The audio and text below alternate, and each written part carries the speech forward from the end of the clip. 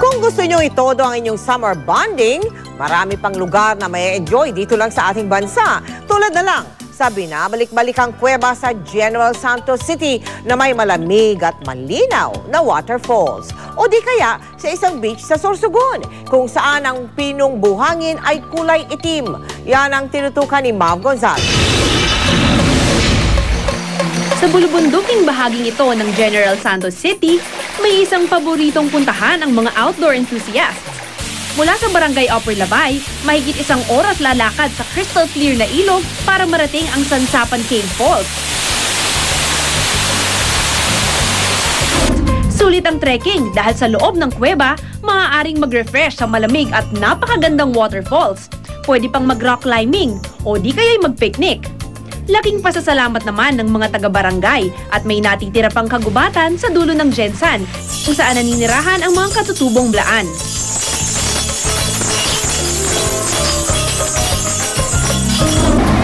Suwak naman ang Sorsogon para sa mga feel mag-beach hopping, lalo pat nasa bayan ng Santa Magdalena ang tinaguriang collection of beaches in the South. Dito, pwede magtampisaw sa mga beach, katulad na lang ng Liang Black Sand Beach. Imbes na white sand, pino at itim ang buhangin sa beach, kakaiba sa mga nakasanayan. Kaya naman click sa One Tasawang Pictorial. May enjoy pa ang view ng Pacific Ocean. Mav Gonzalez, nakatutok, 24 oras. Time out! Isang boxing champion na Ruso o Russia ng bagong sparring partner ng ating pambansang kamao, si Manny Pacquiao. Malaki raw ang may tutulong ng boksingerong Ruso na yan para mapaghandaan ni Manny ang kanyang laban sa wala pang talong si Timothy Bradley. Live mula sa lungsod ng Baguio, nakatutok si Mark Sabrano. Mark. Mike, sa kauna-unahang pagkakataon nga nasilayan ngayong araw ang bagong sparmate ni Manny Pacquiao, ang 28 anyos na Russian champion na si Ruslan Provodnikov. Dumating na sa Baguio City si Ruslan Provodnikov, ang WBO light welterweight champion na bagong sparmate ni Manny Pacquiao. Hawak ni Provodnikov ang record na 21 wins, 14 by knockout at 1 loss. Isang bagay na ikinabilib ni Coach Freddie Roach. Si Roach din kasi ang nag-trainer kay Provodnikov sa Wildcard Gym para sa kanyang huling dalawang laban. Sa pangangatawan at estilo ni Provodnikov, aminado si Roach na malaki ang kanyang maitutulong sa paghahanda ni Pacquiao para sa laban niya kontra kay Timothy Bradley sa June 9 sa Las Vegas, Nevada. They fight similar styles. They're both aggressive. They come in a little bit low with their heads.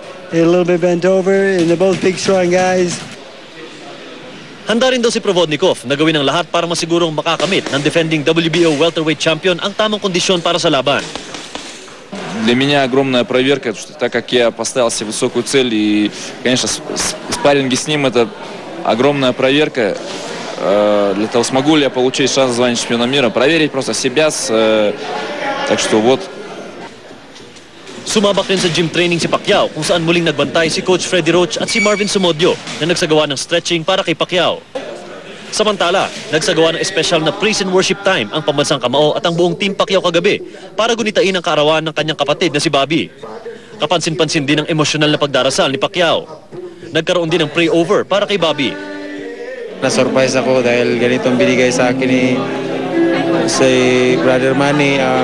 Nagpasalamat talaga ako ng malaki. Dumating din kagabi si Jinky Pacquiao mula sa Maynila para suportahan ang kanyang kabiyak. Mike, bago nga tuluyang sumabak sa sparring kasama ni Manny Pacquiao, binigyan ni Freddie Roach ng ilang araw si Provodnikov para mag-acclimatize dito sa Baguio City at maaaring mag-umpisa ang sparring session sa darating na Huwebes. Mike? Maraming salamat, Mark Zambrano mula sa Baguio. Sa mga naghahanap ng trabaho, maaari kayo mag-enroll sa mga vocational course ng TESDA.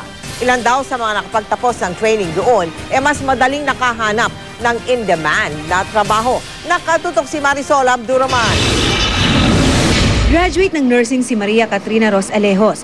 Pero mula raw na magtapos siya sa kolehiyo noong 2008, hindi pa rin niya nagagamit ang pinag-aralan. Nabuhayin lang daw siya ng loob nang mabalitaang may mga pangangailangan na trabaho ngayon sa bansa at sa abroad. Ang problema, hindi naman bagay sa kanyang tinapos ang in-demand na trabaho. Ang welding ay isa lamang sa mga non-traditional courses para sa mga babae. Pero marami na rin na nagsasanay ngayon dito sa TESDA dahil mataas daw ang demand nito ngayon. Sa katunayan, nasa 20,000 daw na welders ang kailangan sa ibang bansa. Kaya si Maria Katrina hindi na nagdalawang isip pa.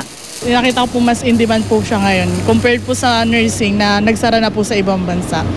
Saka mas malaki rin po yung sweldo. Opo. So after nito talagang ang target mo makapagtrabaho na sa ibang bansa? Opo.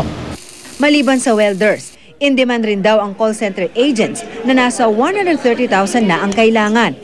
Domestic help po, kung titignan po natin, about 70,000 jobs ang kailangan. Doon po sa construction, halos 20,000 din po. Marami pa hong iba, no? Factory workers, about 20,000 din po. Yan po yung mga kurso na ating pinagtutuunan ng pansin. Ang problema, ani Villanueva, hindi swak sa mga kaalaman, lalo na ng mga kagagraduate lang ang mga naghihintay na trabaho. Kaya mataas pa rin daw ang unemployment rate. Ang iba naman, walang sapat na kasanayan. Sa amin pong huling talaan ng Impact Evaluation Study ay 60.9% ng ating mga graduate after 6 months of graduation ay nakakakuha ng trabaho.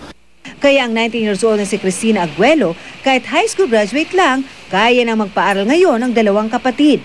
Matapos kasing kumuha ng kursong food and beverage sa TESDA, nagtratrabaho na ito ngayon bilang waitress sa isang catering services.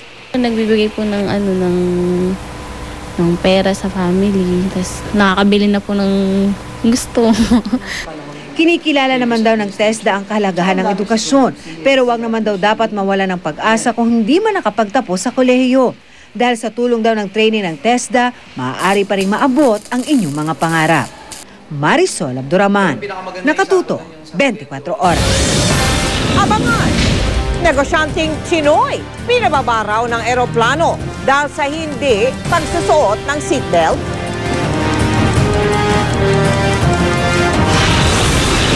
Babae naman sa China, nahulog nang biglang mabutas ang bangketa.